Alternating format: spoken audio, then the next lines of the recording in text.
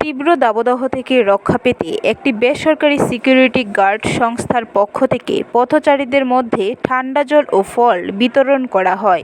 বটতলা super মার্কেটের সামনে হয় এই কর্মসূচি। উপস্থিত ছিলেন কাউন্সিলর অভিজিৎ মল্লিক, তুষার ভট্টাচার্য সহ অন্যান্যরা।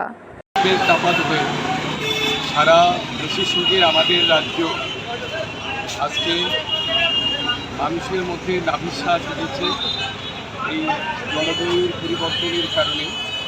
তখন বটতলা গভর্নমেন্ট সুপার মার্কেট স্থিত এএস সিকিউরিটি প্রাইভেট সার্ভিসের উদ্যোগে জলছত্র অর্থাৎ পথচারীদের মধ্যে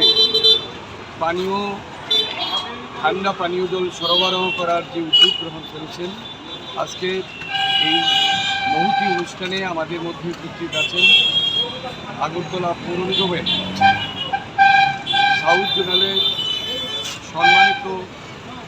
ব্যুরো রিপোর্ট, খবর ত্রিপুরা।